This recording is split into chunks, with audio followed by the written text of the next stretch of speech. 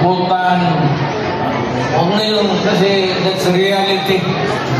Ginusto man natin sa hindi, kailangan talaga maghanap buhay. So, huwag na masyado yung mga sentimental na ano. Basta dito, punta tayo dito, nagtrabaho. At nandito kami, pinsan nagpasyal ako, kasama ko ang anak ko. Saan ba si...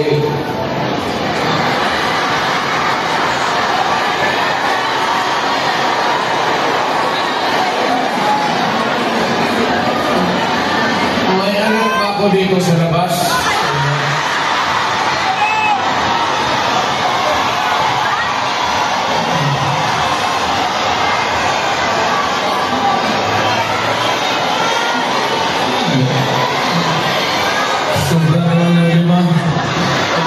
Dalawa.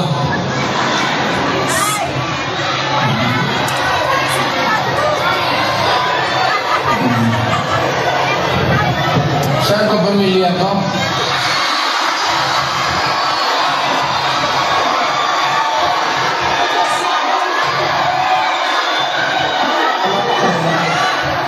Ano pa si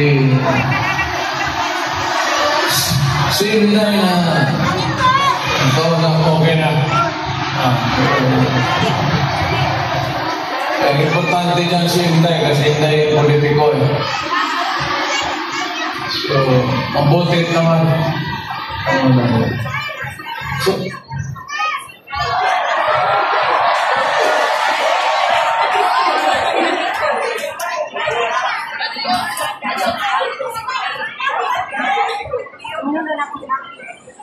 paano ang pag-usapan natin? Prepare natin.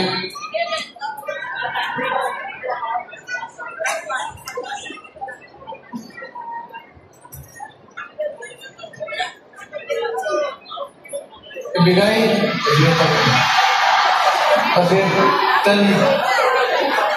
Kasi 10 Hong Kong dollar na. Walang makinang magkitain dito.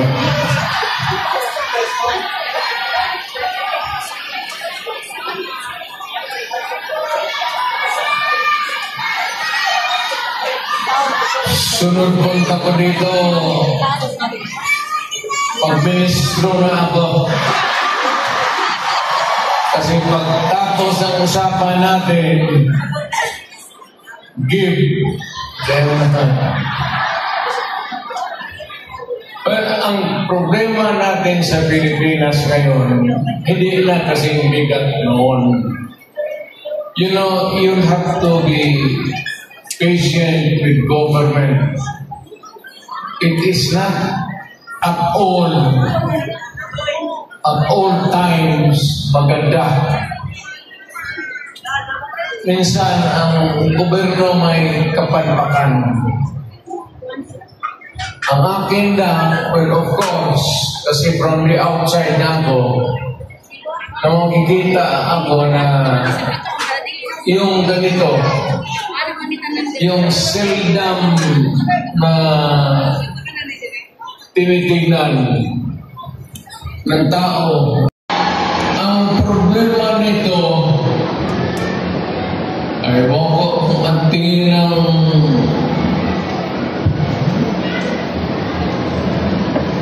ako lang yung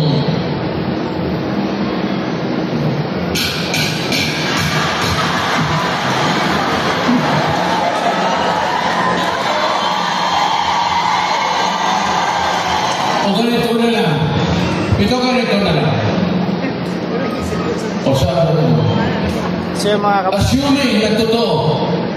Totoo talaga yung narinig ninyo. Nagtatago daw si Tatay. Bakit ko ginawa yan? Para sa sarili mo? Maririnig niyo mga kabanat yung speech para sa pamilya ko? Para sa inyo at ang inyong mga anak.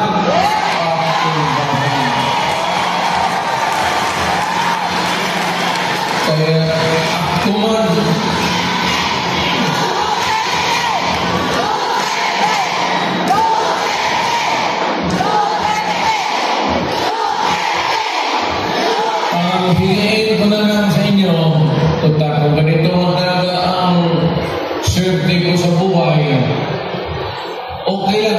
sabi ko yan, wala tayong magawa eh.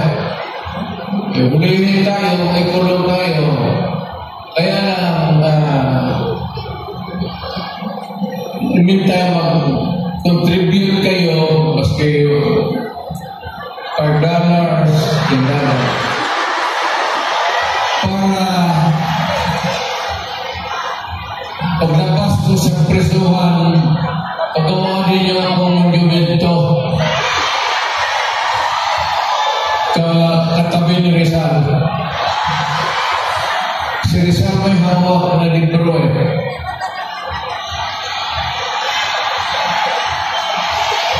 Amen.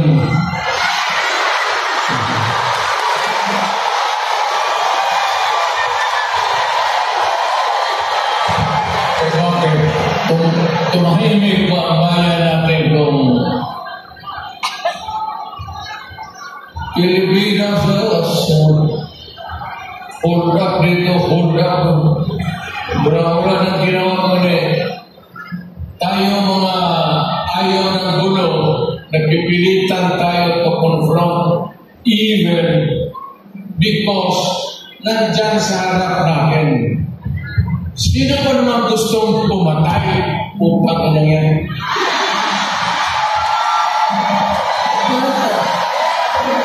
Bakit ako why would I waste my time? Binira, patay na si Duterte, lumalabas ng gabi, gano'n. And so, sino pa naman gusto maging security guard? Na ang kinuha akong law. But, puro sa trabaho, alam mo sa gabi, diyan rin lumalabas yung mga masasamang tao. At diyan rin lumalabas yung nakakatakot na magandang babae sa buong bayan.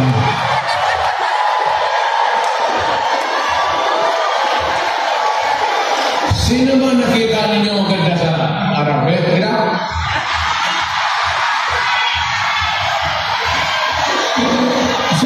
Kira? Sa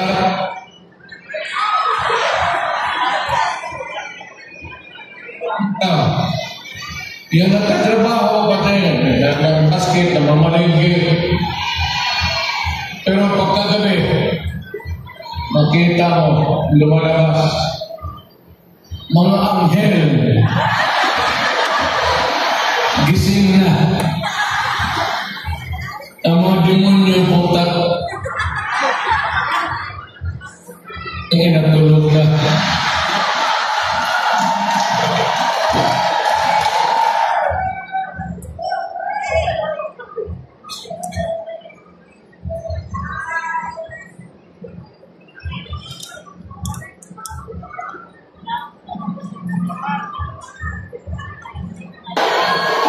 Hindi, tayo. Seriously now. No, our country is not yet that full of. I'm very sorry na nakikita tayo dito at kayong nakapunta dito sa loob kasi sa labas mga Pilipino rin naghihintay doon. So, sino may-ari itong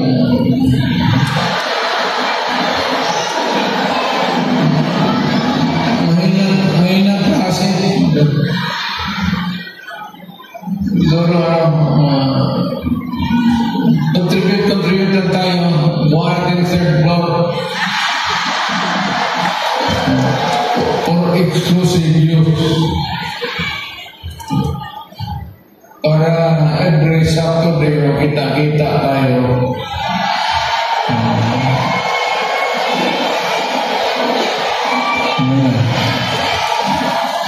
Marami mo gawin yan, buntis na.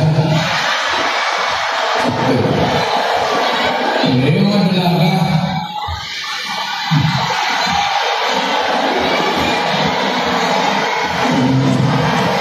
Mahirap kayo lang. Hindi ako mag-survive ng buhay na walang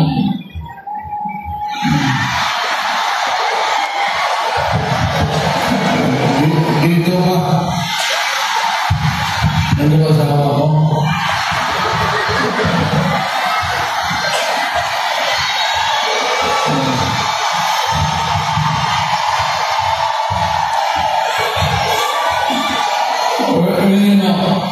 Ganito yan. We were not really ordered, but maybe it was a form of an order. Ang dumating sa atin as a request from the Hong Kong authorities that we avoid talking about politics. Ako na naman akong planong no plans about to talk about politics. It's too early. I will talk about it sa Pilipinas. Doon na lang kayo makinig. I'm not trying to